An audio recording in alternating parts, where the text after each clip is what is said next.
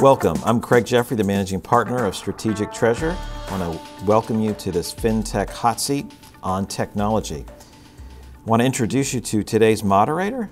His name is Tom Gregory. He's from TD Bank. He's a longtime friend. Thank you all for joining us. It's an honor for me to be moderating this panel, which, as you will learn soon, is made up of some distinguished experts and leaders in the rapidly changing field of technology and its place in the corporate treasury function. When I think about the treasury profession, and I often do, and its requirement that the professionals be multifaceted.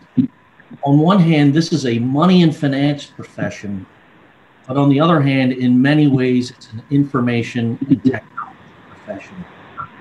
And when I think of some of the critical daily functions like cash position management, forecast, payments management, fraud detection, treasury operations in general, the value of technology and the potential that modern day and evolving technologies provide do make for a challenge to the treasury management professional that she or he stay current with what is happening, the trends, and the promise of technologies.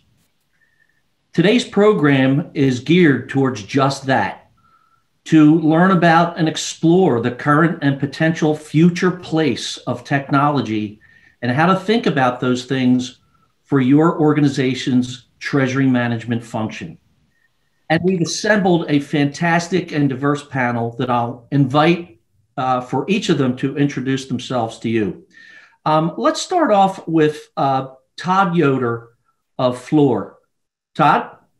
Happy to be here. I love to talk treasury, love to talk technology. You've got a great panel here today, so I'm excited to be here. So I work for Fluor Corporation and have for about 10 years. I do derivatives and hedging strategy. Primarily, I spend a lot of my time with that. And I also serve as the World Headquarters Innovation Business Transformation Catalyst. So I do get to do a lot with technology and work with different groups around Fluor. Fluor is engineering procurement construction company with a huge global footprint. So we do business in a lot of places where you wouldn't drink the water, but it makes for a lot of fun and a lot of challenge. Terrific, thank you. Love the background. I can keep track of the markets today just by looking at your frame on the webinar. Let's go to James Locke, who joins us from JP Morgan Chase. James? Thanks, Tom, and thanks, Craig, for inviting me, and thanks everyone for joining us this afternoon for this session. So my name is James Locke. I'm part of JP Morgan's commercial bank dedicated industry team to healthcare, higher education, and not-for-profits, and I lead a treasury sales organization in the southern part of the United States. Really thrilled to be here to talk about treasury education, technology, and just help further the community of conversations to make us all smarter as we wrestle with technology and optimizing our treasury environments. Thank you. And we are thrilled that you're here and that word community will come into play later on in this conversation. Thanks again. Also joining us from Germany and representing Coupa is Wolfgang Kalthoff. Yeah, thank you, Tom. Great to be here. Looking forward to this technology discussion, which does play a very important role in Treasury.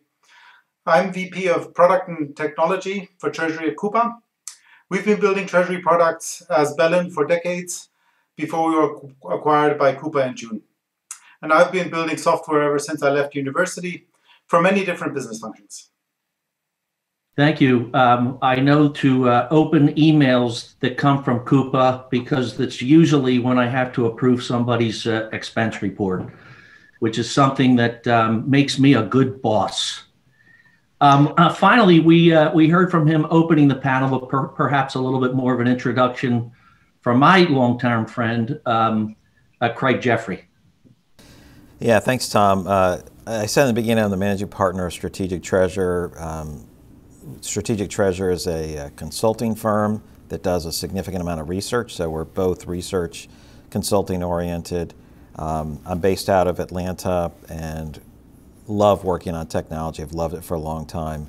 and it's good to be here with all of you who I've known for anywhere from 1 month to 20 something years. So thank you, Tom. Thank you. Finally, I'm Tom Gregory. I represent TD Bank in the U.S. Our trade name is TD Bank, America's most convenient bank. We operate about 1,200 locations across the Eastern Seaboard.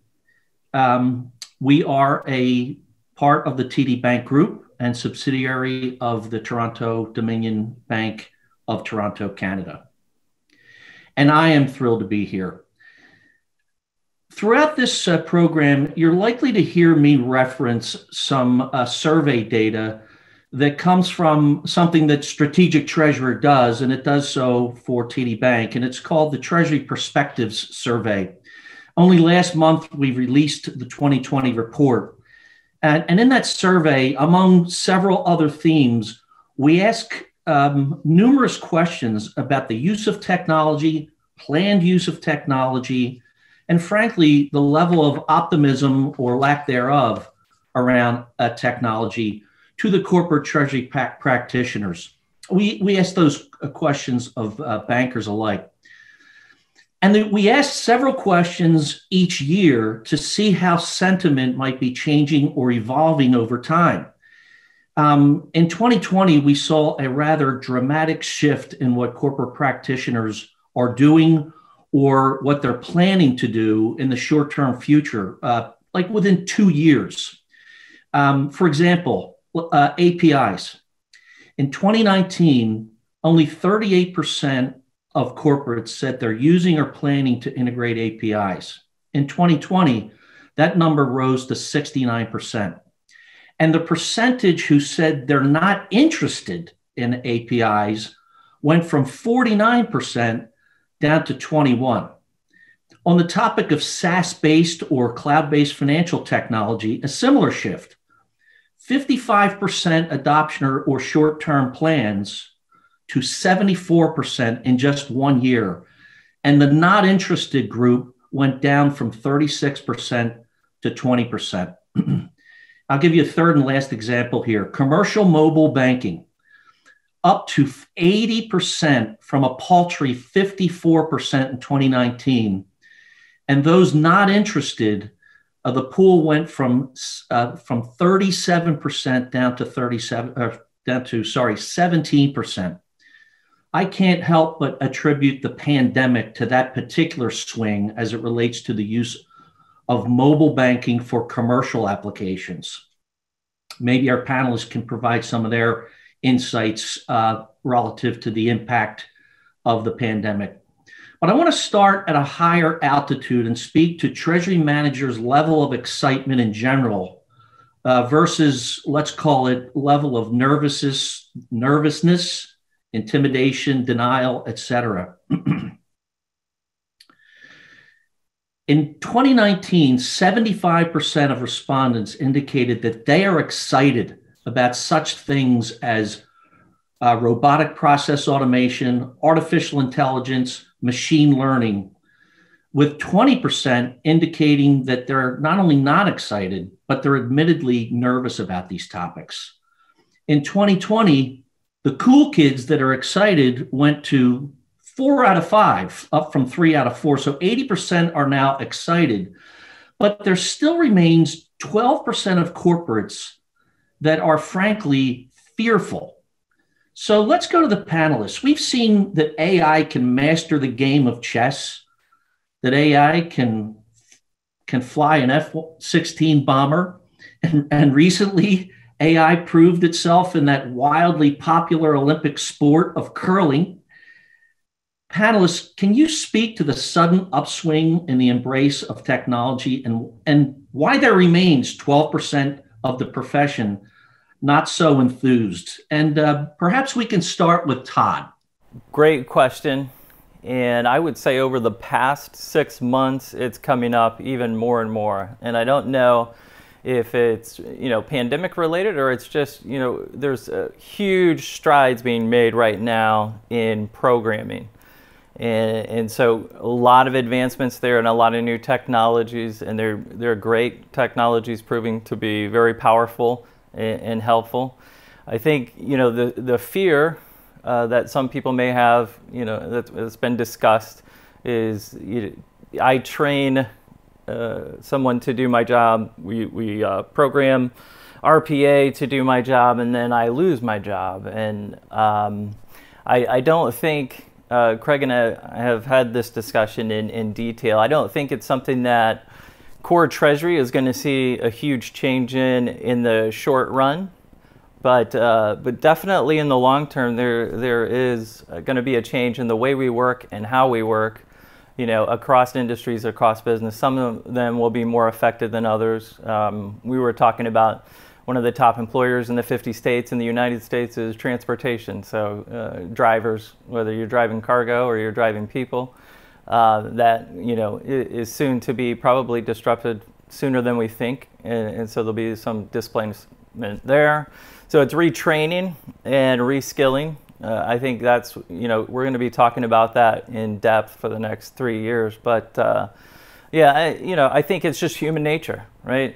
People are naturally afraid of change, and it's those that are the most adaptive that will do the best with the changes moving forward.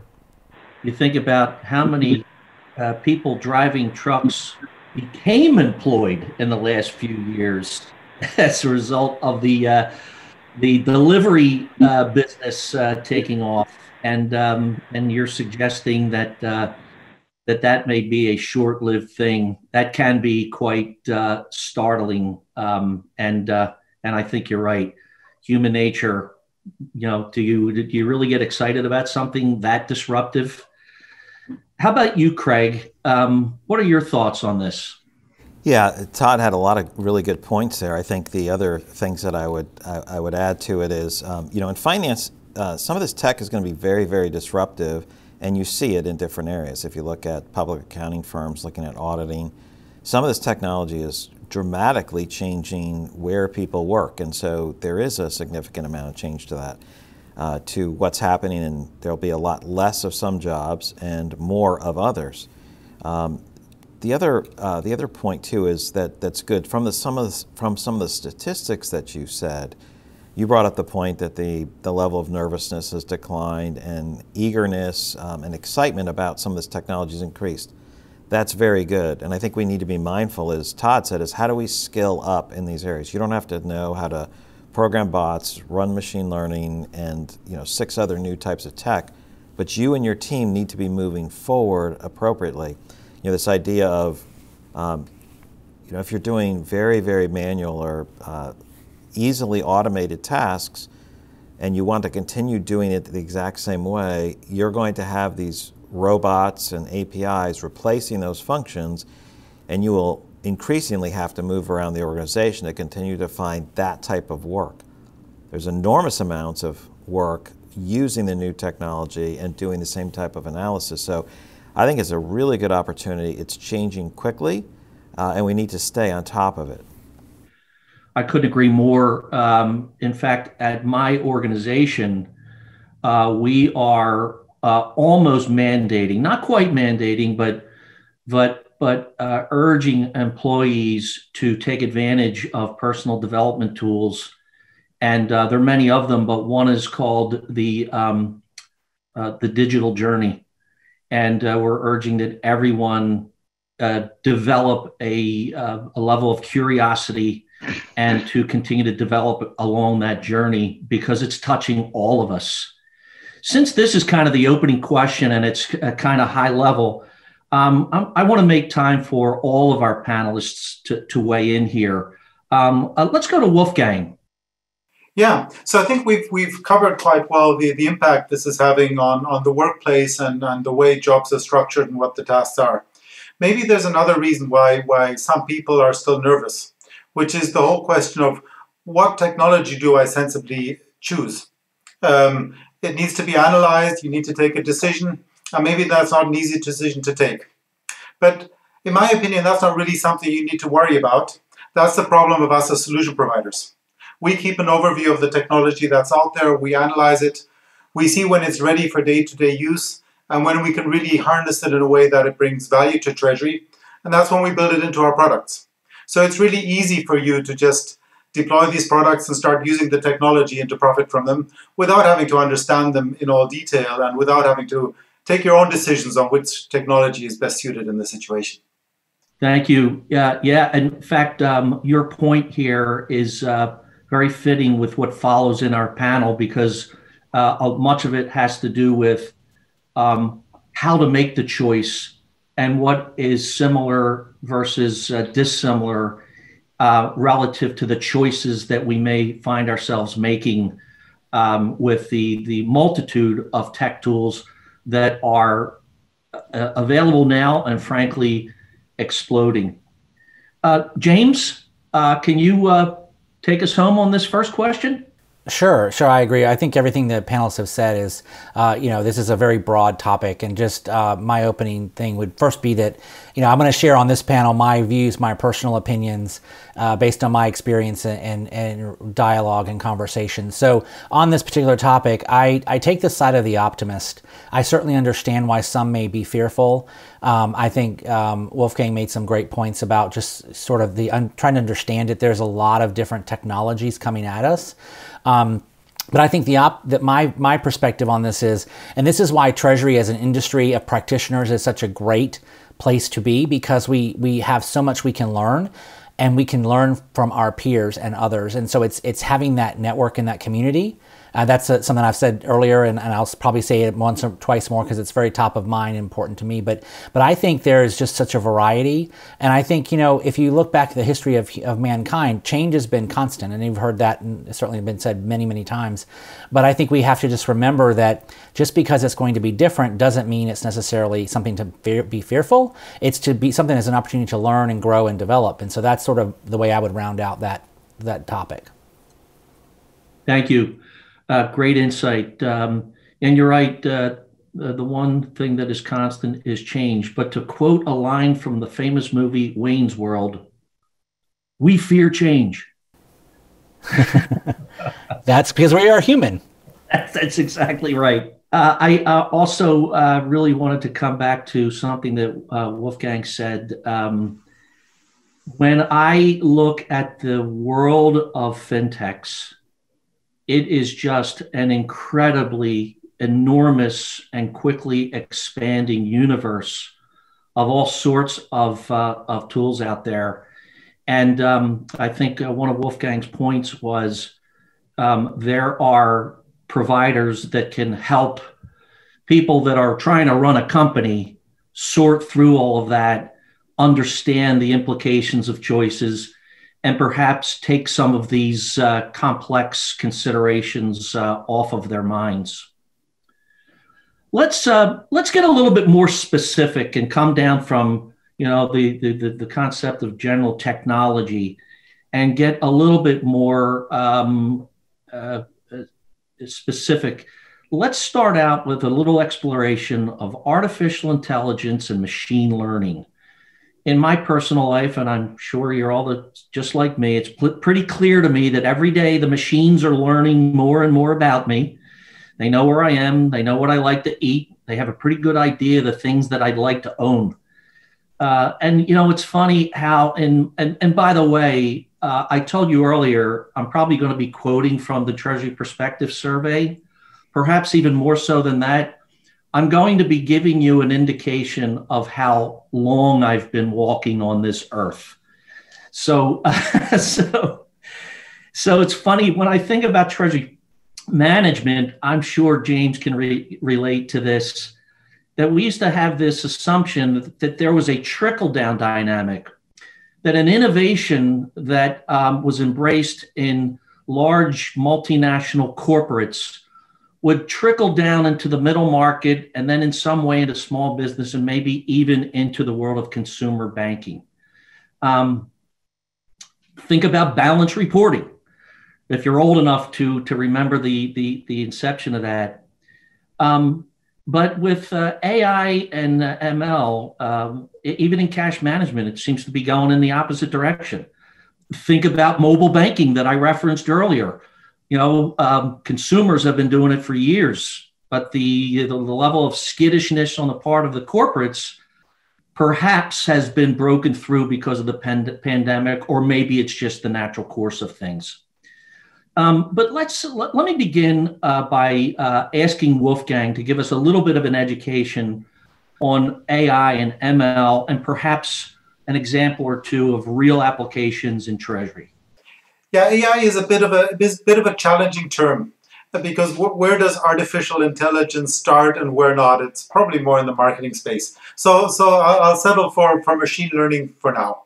And the basic technology behind machine learning is old. It's neural networks. They've been researched since the 1950s. And it's really a combination of mathematical innovations and the exponential increase of processing power that we have that now makes it so practical to apply these technologies in all sorts of fields. And as you already mentioned, Tom, we use ML in all sorts of places. Maybe your car is doing a lot of machine learning to drive you places already. Your smartphone definitely is. And hopefully some of the business applications you use. In Treasury, for example, a key place to use it is in detecting payment fraud. Not sure if payment fraud is something that's increasing due to COVID, but unfortunately was already a hot topic before COVID as well. And with machine learning, we can train the algorithm based on your past payment history and past payment behavior. And based on that, we can detect potential frauds in your current payments and point them out to you before the payments go out. Technically, we do that with a support vector machine, but I don't think we need to go into those details there. And another very interesting application is the area of cash forecasting. Cash forecasting, I think we're still getting there, one of the very important disciplines of Treasury, but one which a lot of people ignore because there's just so much work behind it. But based on historical data and some additional key inputs, we can actually create a cash forecast. It's probably not as good yet as what you would manually do. But most of at least our customers don't have time for the manual forecast. And if the machine learning version is good enough, why invest the time in the tedious manual work? At the end of the day, though, machine learning is just technology. And the real question, or one key question behind it, is what data are you applying it to? The same old rule of garbage in, garbage out still applies. And the question is, do you have enough data? Are you feeding it with the relevant data? And are you setting the parameters correctly? So getting machine learning to deliver sensible results is a bit of an art. It takes many experiments with different algorithms and fine-tuning of the parameters to get good results. So question, do you do it with open source? Do you do product-specific AI or machine learning? As a vendor, we use the open source libraries.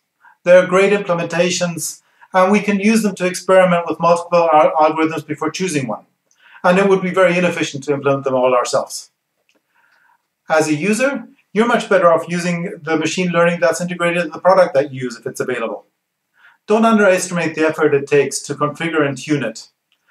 We do that for multiple users and customers, and that obviously makes it much more efficient. Thank you. As you're speaking, I'm thinking of a solution that the TD offers, as I'm sure many banks do, what we used to call auto cash. Remember auto cash? Relieving receivables in AR from usually a lockbox transmission.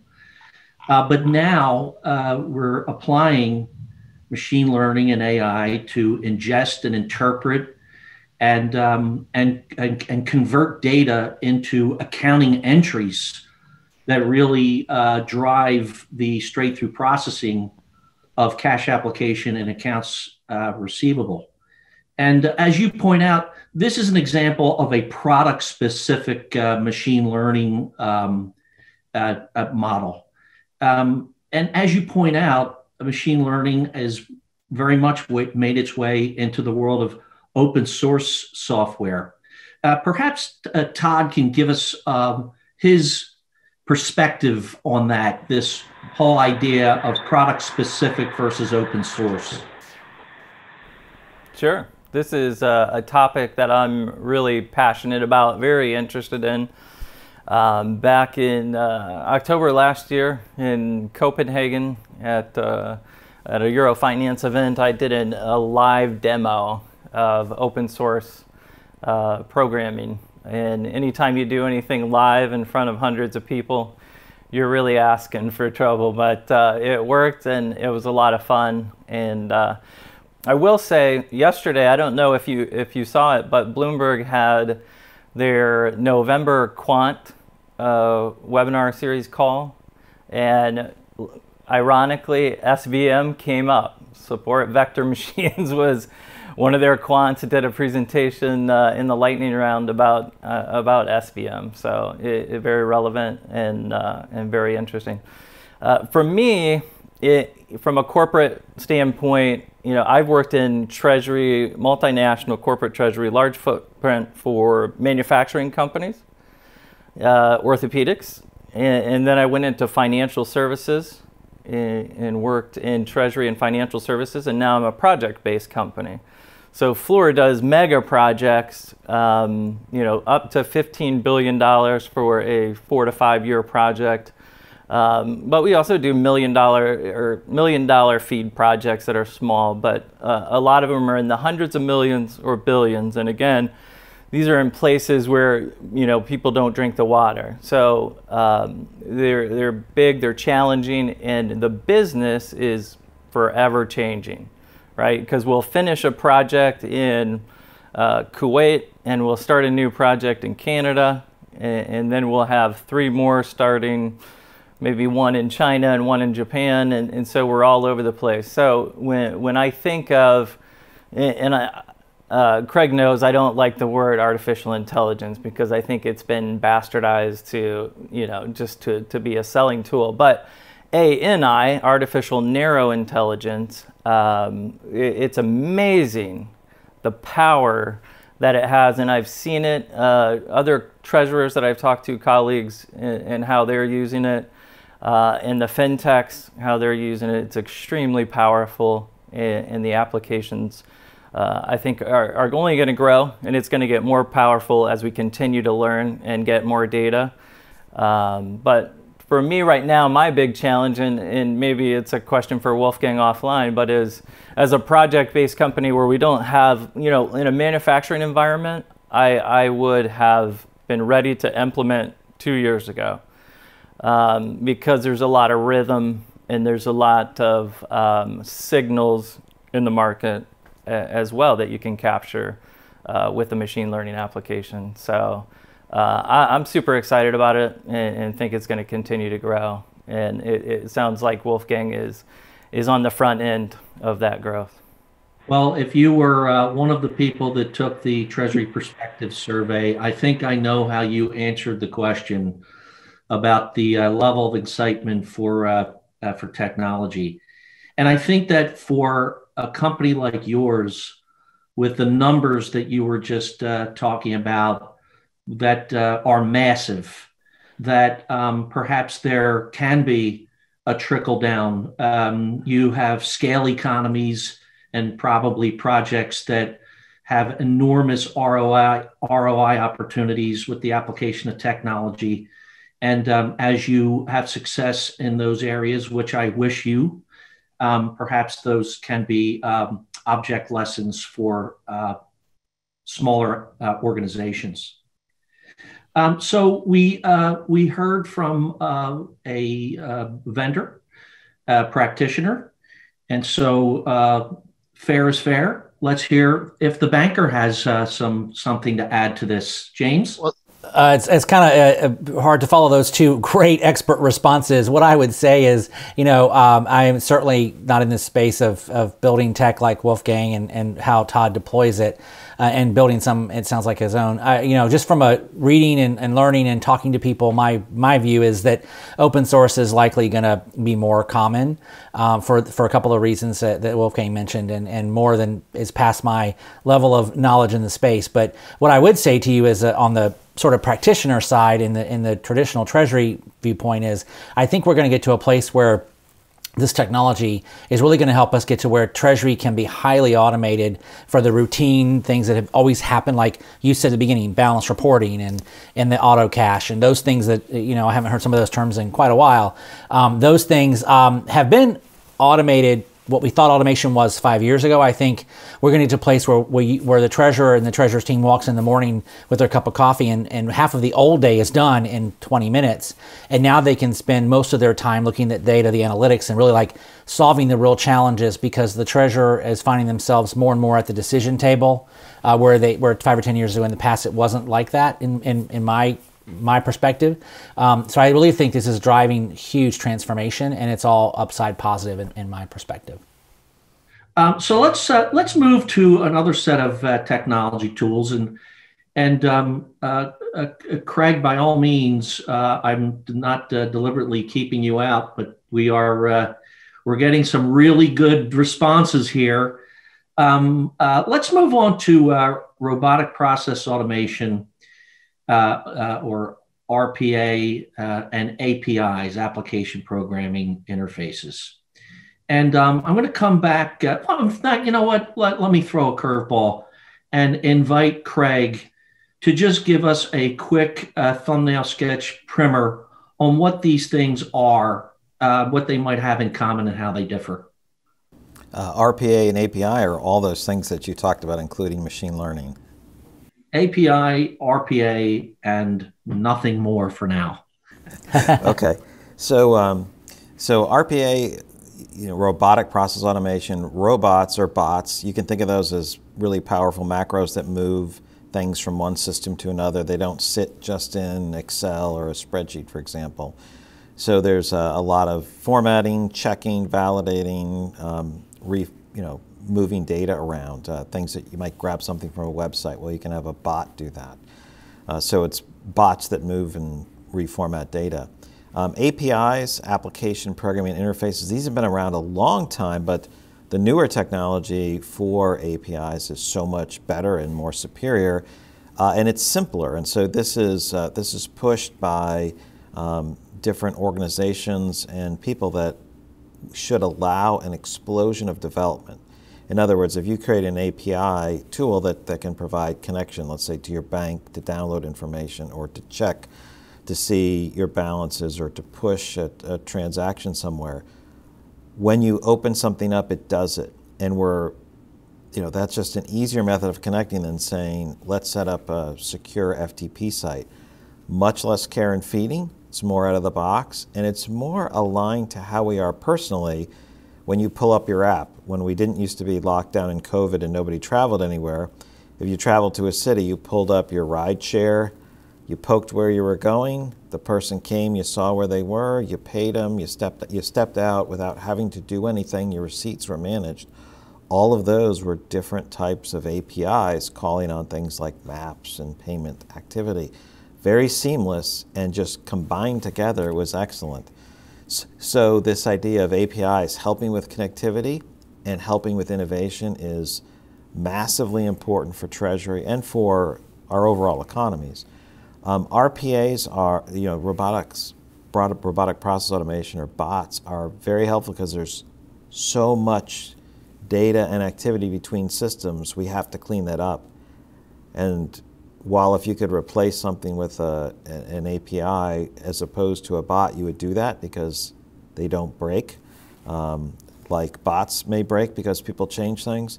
There's so much cleanup to do. There's a lot of room for bots.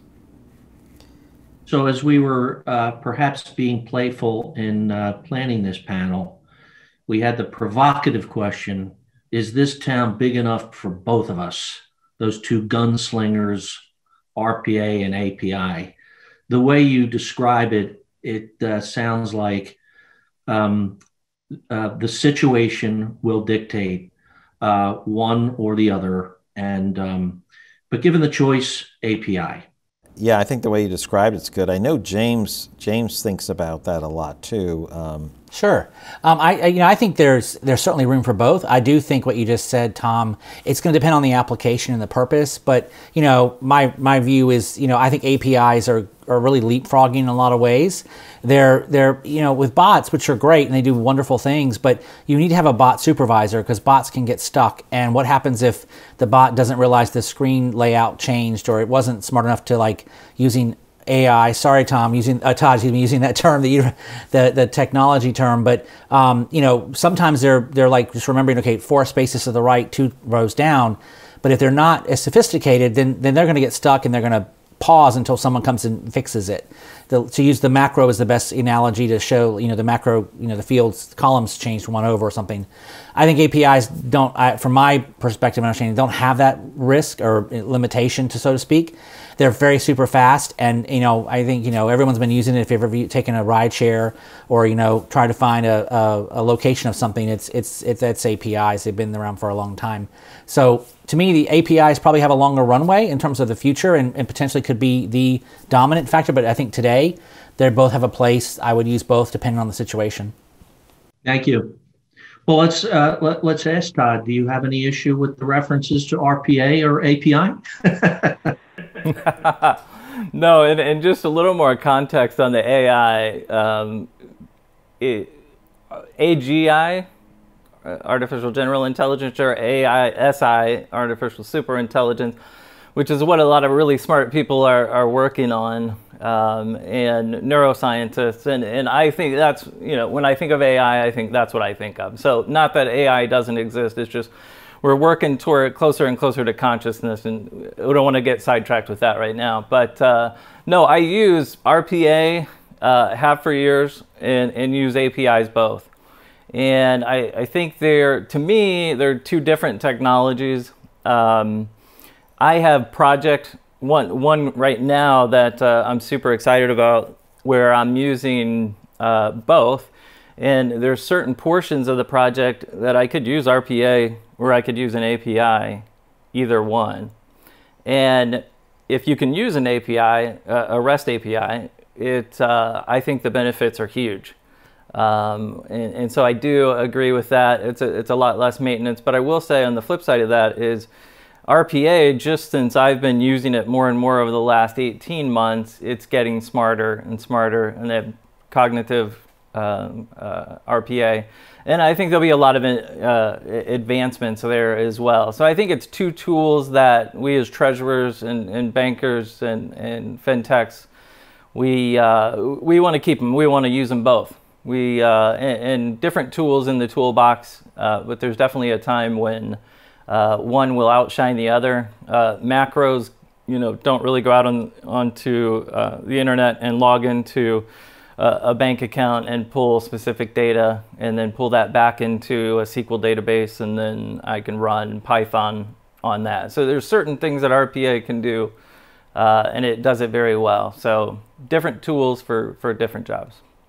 We've been talking about these tools that all do things with data, processing data, moving data, turning data into intelligence, turning data into accounting entries. But let's now talk about the data itself. And I'm going to ask us to take the audience to school on some terms that may be new to some of us. Maybe we've heard them before, but aren't quite sure exactly what they are. The theme here is big data and data analytics. Good gracious, how far have we come in our capacity to create, store, and move huge amounts of data almost instantaneously? I'm really going to show you my age. When Craig and I were talking about this topic, we were remembering EDI, where one of the pillars of EDI syntax was the absence of fixed length fields and records. And instead there were variable length segments and elements with data element separators. That way a 3-character data element will only take up 3 bytes instead of 15 bytes in a 15-byte fixed record. And people that have come along to the world of data in the last 15 or 20 years or so would think that that is a hilarious thing to be talking about because of how data, according to Craig, is now doubling in volume every 2 years. So these terms here, I'll start with Wolfgang. Can you help us understand these terms, data lake, data cube, and again, a term from my past, blob, B-L-O-B, which in this case is not the title of an early horror film? Maybe it'll become a title of a horror film. Yeah, Tom, I can give it a shot.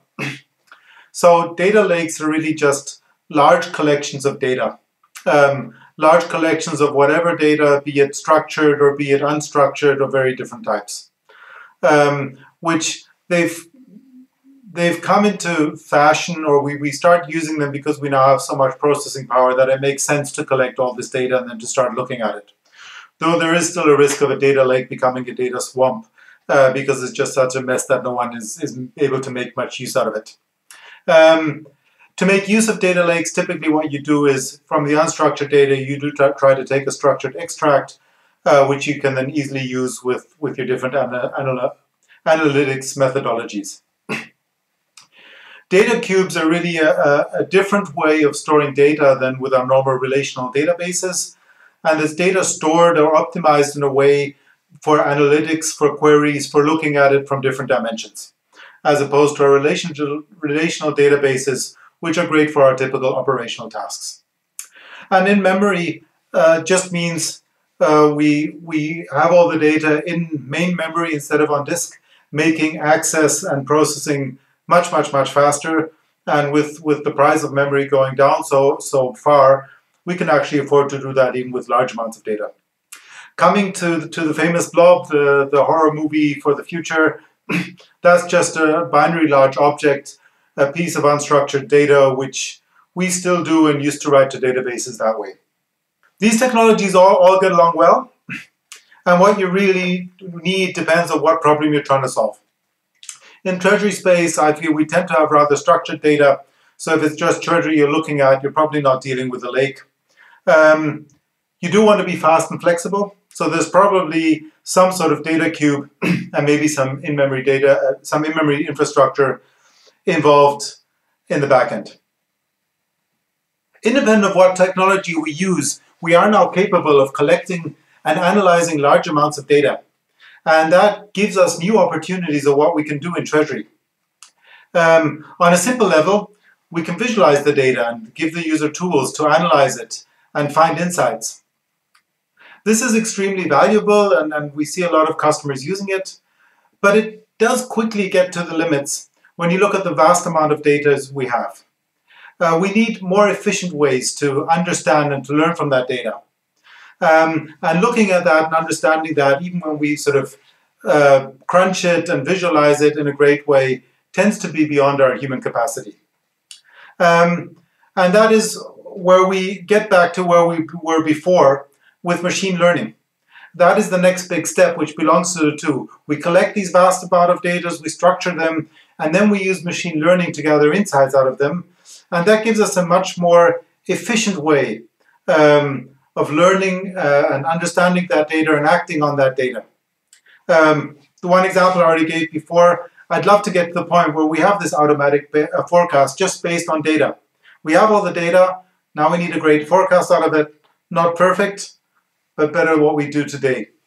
I'm going to come back to this this topic of forecasting in a bit. But before I do that, I'm going to ask Todd to weigh in on this idea of, or this range of topics about the types of the ways that we store data, the ways that we can get at it, whether it's structured or unstructured, and how best to make use of it. To me, and I don't claim to be an expert in this area, I think Craig is one of the smartest I know in this space, and we've had some lengthy discussions on data lakes and data warehouse and data universe. I haven't heard data galaxy yet, but yeah, data blob, yeah, in horror movies. But I was actually motivated on, I have a data warehouse, and I'm sure I can't trademark this. It's called TDW, Treasury Data Warehouse. Very original. But, and I kind of took it from inspiration from George Zinn, the treasurer at Microsoft. And that's kind of the approach that they've taken. And they've been able to do a lot of really cool stuff with that. And I found the same thing. So I have a Treasury data warehouse. I feed it with internal private data, exposure data primarily, and then I have market data that I feed into my TDW. And then from there, I can use more traditional Microsoft Power BI. I can use open source programming languages, and I can scikit-learn. I can run all kinds of statistical analysis. I just had a call earlier with two guys, a professor in London School of Business and a developer that used to work for hedge funds, and they do open source programming languages, and they do it full time. And so they were showing me kind of what they were up to, and it's just amazing what we can do. So I think as treasurers, again, fintechs, banks in this space, as long as we're creative and we're thinking more and more about how do we solve challenges, how do we add value to the business, storage data, we'll get smarter and smarter about what data we need and how we use the data. Maybe someday the data will be as smart as your friend. And he and I were talking about this topic just yesterday, and he actually introduced a new term to me, and it's called boomer technology. I played it cool. I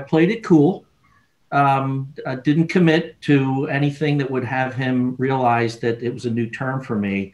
So I quickly went out and did some research. And the first thing I saw was a YouTube video of this person who hollowed out an empty can of Budweiser, put a light bulb on it, and strung the cord through it. And I said, aha, boomer technology. And for people who know me, they know that there could be nothing more fitting than for that particular thing to be my introduction to boomer technology. So Craig, tell us a little bit more about the boomer technology mindset and this conversation about big data and data analytics. Yeah, that reference was meant to not be shared publicly, but it was really there's this whole thing going around. If you look at some of the current social media, and it's okay boomer. That's how things were done in the past. And it's really this idea of technology comes and replaces other elements. And so sometimes we can get stuck in our generation, whatever generation we're sitting in, whether it's the good music you have or the style of clothes you wear, whatever those things are. But the tech moves on and we have to adapt to it. So what's boomer technology? When we talk about storing data, we have data lakes, data marts, blobs, data warehouses.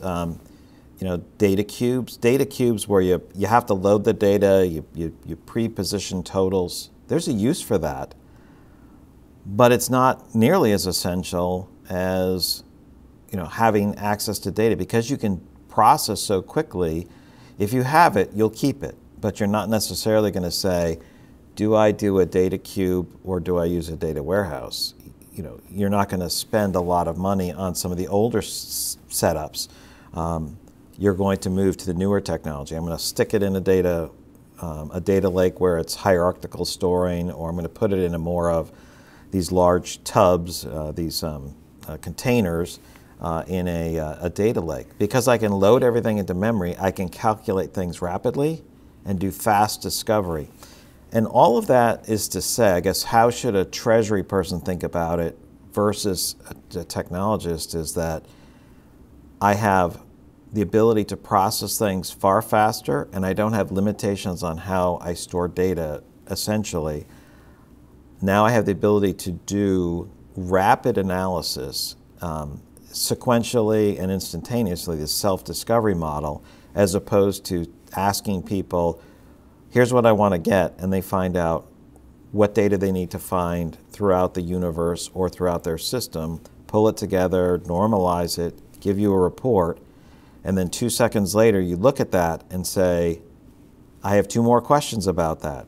And then the response is, you should have told me you needed that information at the beginning, and they have to go out and hunt it.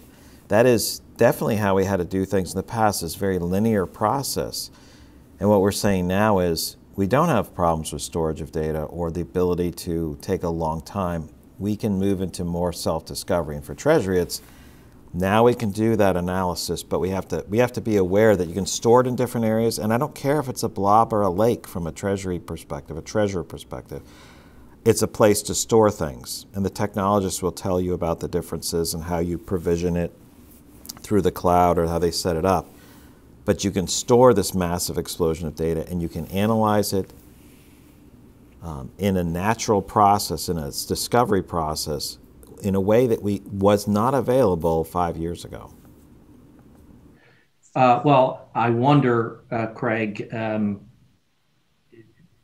if you do make the investment, take the plunge, and put some of these things into action, in 5 years, will there be new things? And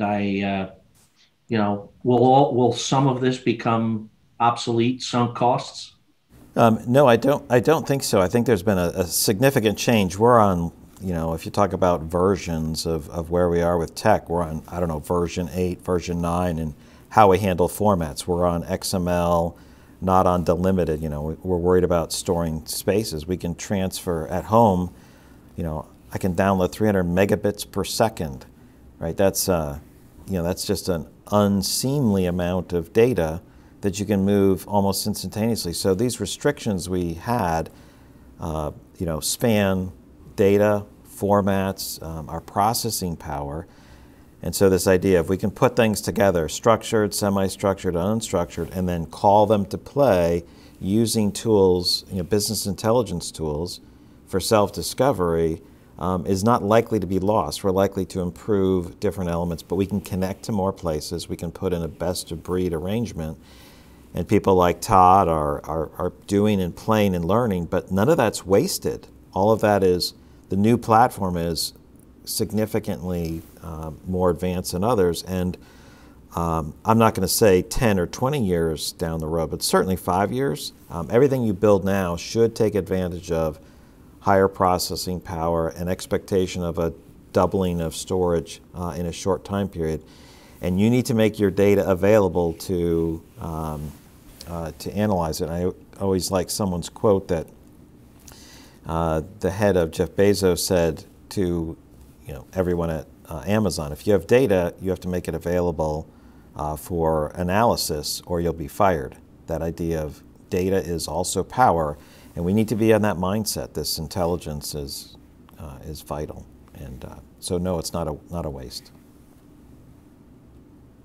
Unless you put in boomer technology, if you put in old stuff, that's a waste. Like, don't say this is going to be a little bit faster, and you're putting stuff that's already obsolete. Don't do that.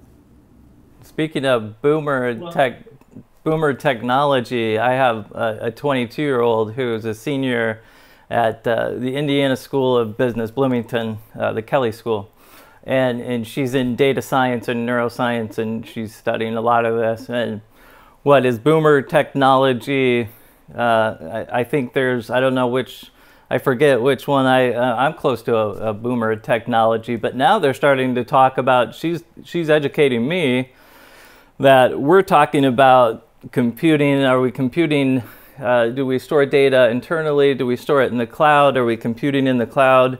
And she's already starting to talk about computing on the edge, right? And so she says, Dad, you guys are going to, in 2-3 years, you guys are going to be talking about computing on the edge instead of So you don't have the latency of, it's more real time, right? So instead of the data going back to the cloud and then back to the device, it's where the compute engine is in the cloud, you're doing more of that on the edge and more real time. So let's say boomer technology and whichever one I fit in, yeah. Well, so I'm going to take us down from the cloud and acknowledge that there is so much that is possible right now with readily available technology, that storing data is cost effective, moving data is fast and easy. The tools to make something with it, they're available. Yet, I'm going to go back to the Treasury Perspectives survey. Last year, we asked corporates, what 3 areas do you spend most of your time working on? And the top 3, cash forecasting, payments management, and cash positioning and reporting. So we've nibbled around the topic of forecasting a few times here today. It still appears to be, in the main, something that's not become a click of the mouse after several APIs or RPAs have been invoked to make for a highly confident forecast. So, Craig, what's driving the focus here? Why is it so important? And given that this is a technology discussion, what do you see as the appropriate use of the Treasury practitioners' time, money, and effort? Sure. Forecasting, like you said, is one of the top areas of focus on Treasury, and it's been that way for at least 4 or 5 years. People spend way too much time on it. They're not getting enough done. It's an area where they're committing to spend more money on things like algorithms, programs, variance analysis. So this is also an area where they think there's a significant amount of value. And during a pandemic, things are challenged. There's different expectations about how broad your range of outcomes could be, and so you're running more models and more forecasting models. So that pushes everything in the direction of, we've got to make forecasting easier. How do we make it easier? We're not going to hire a ton of people to do that. You might hire some, but you need to take advantage of it technologically. And so tools that help us adapt and see why there's variance is important. And machine learning, which is good at detecting patterns, is also highly effective. And so now we can direct some of these tools that help us do a ton of this work very quickly. And part of the challenge is many organizations have multiple lines of business that act differently, and those flows can have different cycles or periods or be impacted by different areas. So it's complex. So it's the right type of tool to start directing at that area for economic reasons primarily. Wolfgang works at a company where a center of excellence happens to be technology and forecasting. He's probably has something to say here. Forecasting is inherently extremely difficult because we're trying to predict the future or to grasp the future, and that's something which is inherently not possible. And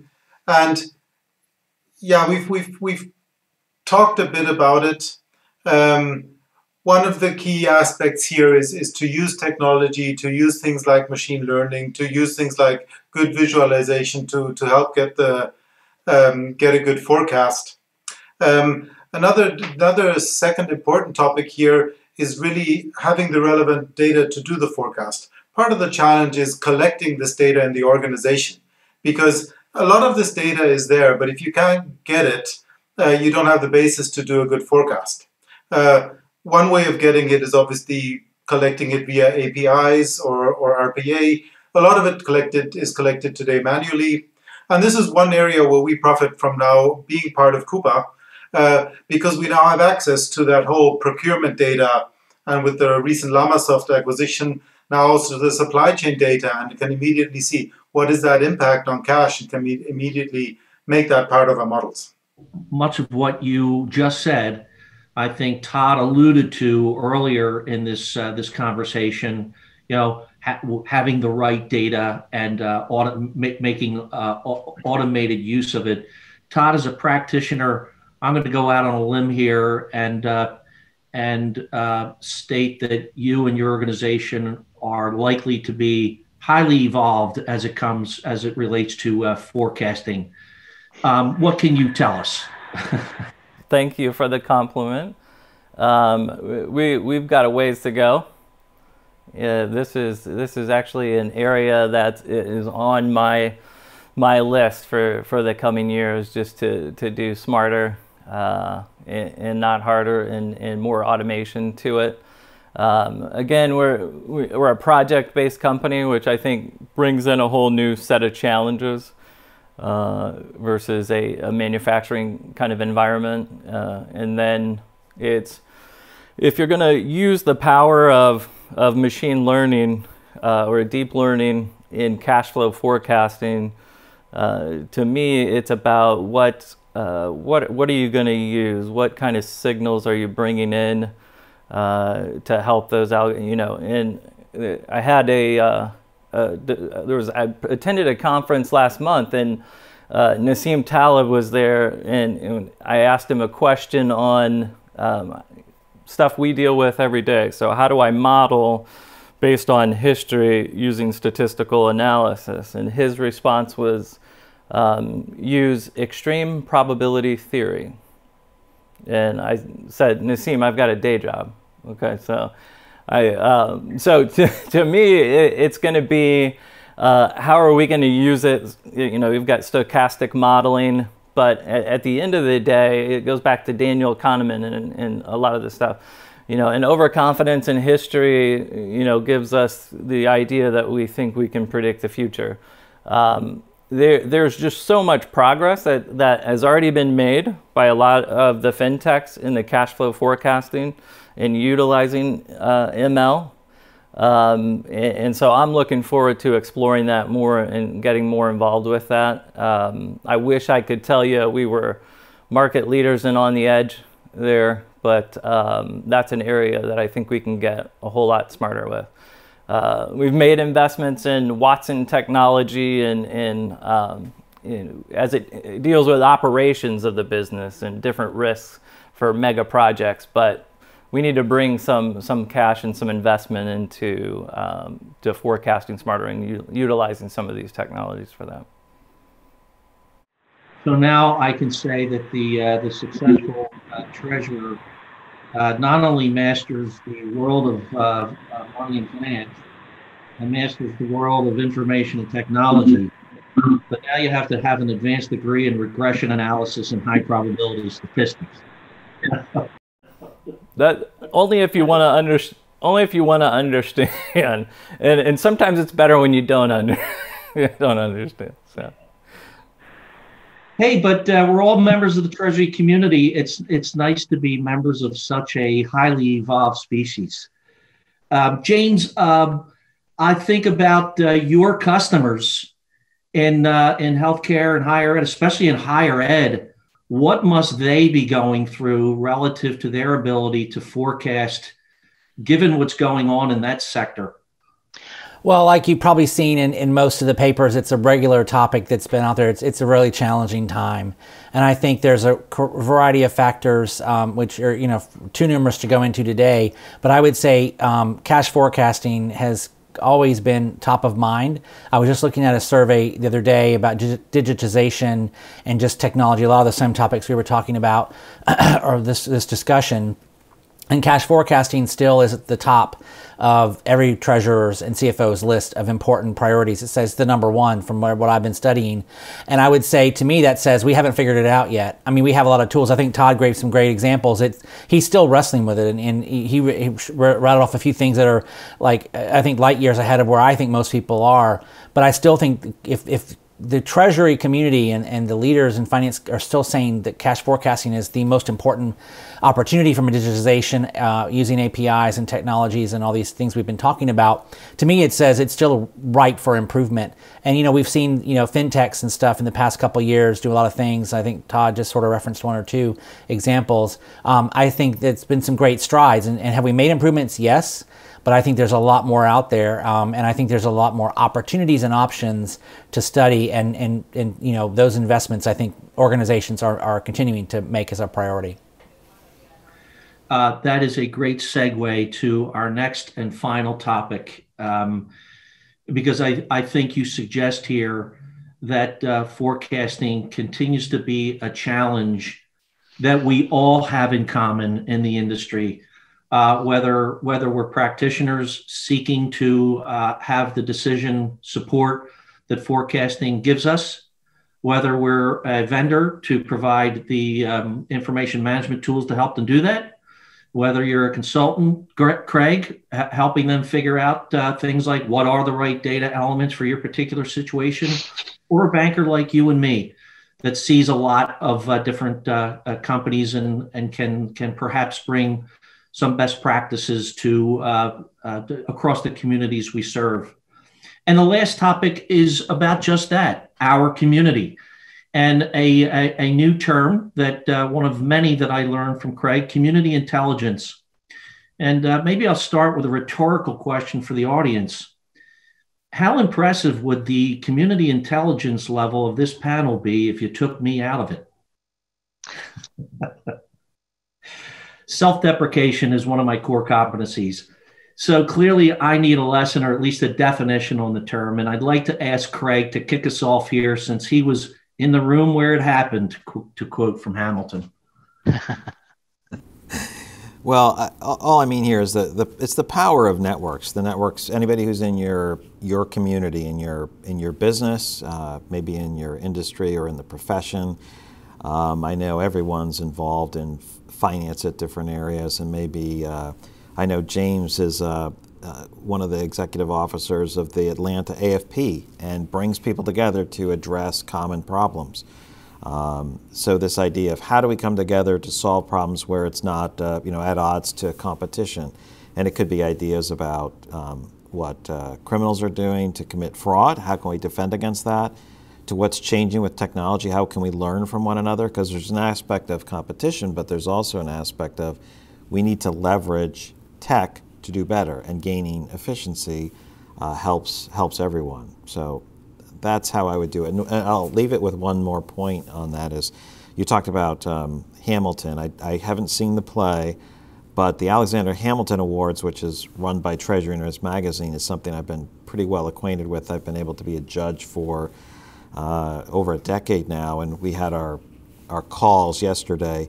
It's fantastic to see what people are doing and submitting, and then that gets bubbled up and you see how people are putting new ideas together or leveraging new tech or new ideas in a process to make things better. And I think that's that's something we can definitely learn from a community intelligence perspective. Yeah, and since thank you. Since this is the final question, I'm going to invite all the panelists to weigh in.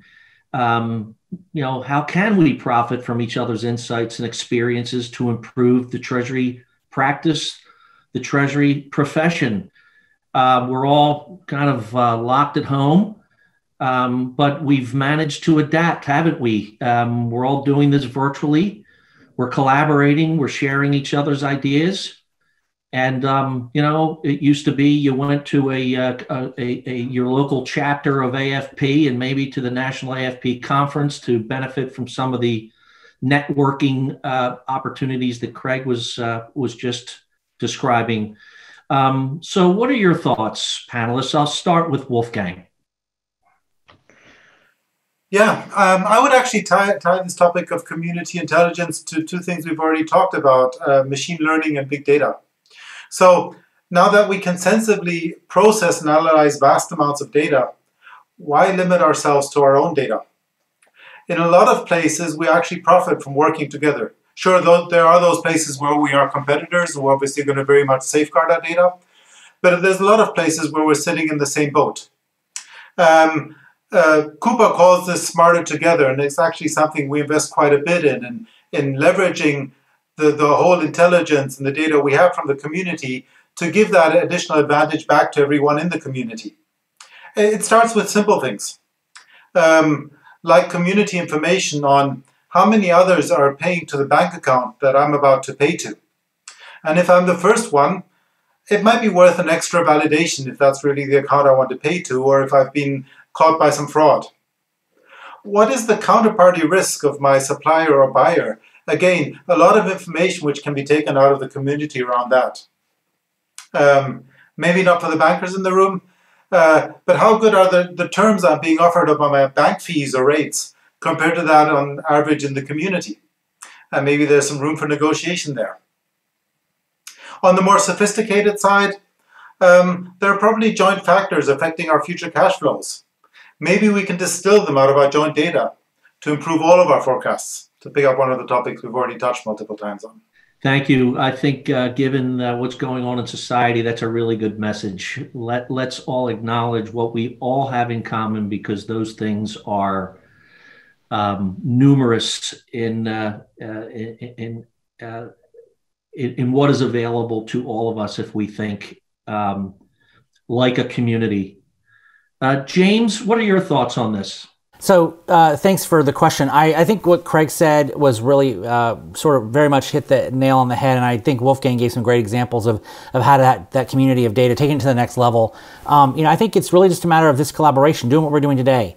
We've got on this virtual call, we've talked about some really top of mind and key topics and sharing that, and I think that you can do that in your AFP chapters like you talked about, Tom.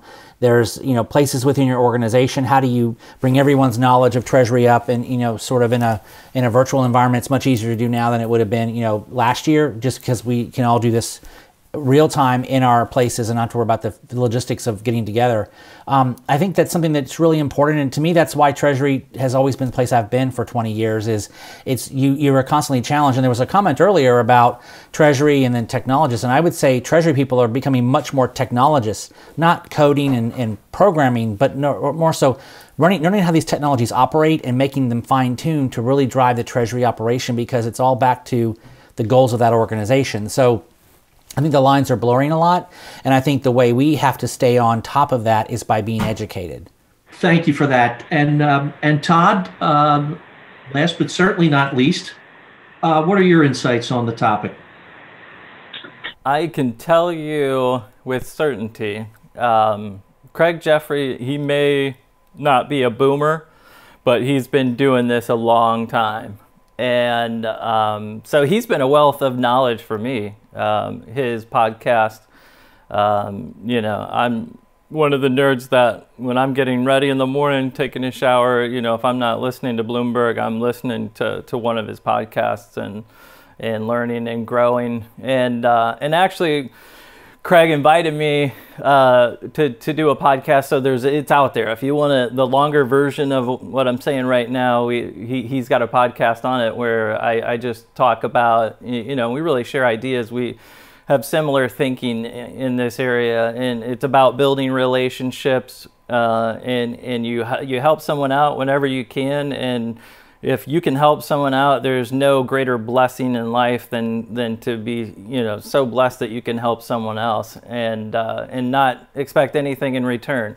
And if you take that approach to it and you're humble, and humility to me is one of the most important things to being a leader, and to building relationships and being a true, authentic leader.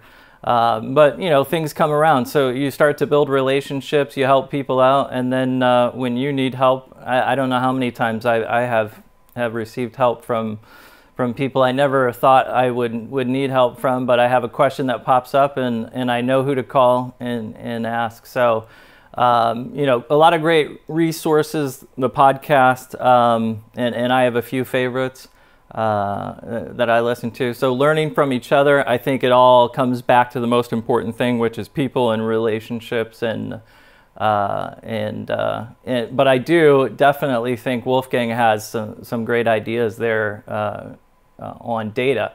and how can we learn from each other on certain data that may not be restricted or classified that we can share and learn from each other. So that is a terrific closing message.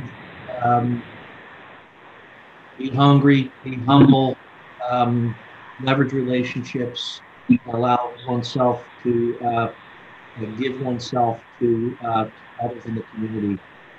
Super great message. And, you know, I think the Watson Institute was referenced along the way here today. And just the other day, I watched and listened to Mark Blythe of the Watson Institute speak. And he suggested that since the pandemic and the work from home new norm, that on average, the corporate workplace is getting an extra 2 hours a day from workers. That the time we spent driving to our office and home from the office, there's data that suggests that employers are getting an extra whole day a week from employees. And it occurred to me that we could stand to reflect on that and make those extra hours purposeful to develop in many ways, but certainly technology. I think this is a wake-up call for anyone who's sort of been procrastinating on this. Purposeful in developing one's mastery of all of these technology topics, and purposeful in terms of growing and nurturing a network so that we can keep the community intelligence on pace with the level of technology advancements. So I am going to offer a heartfelt thanks to our panelists personally for helping me become more informed, grounded, and in possession of a variety of perspectives to consider as I go forward. So to Wolfgang and Todd and James and Craig, excellent discussion. Thanks so very much.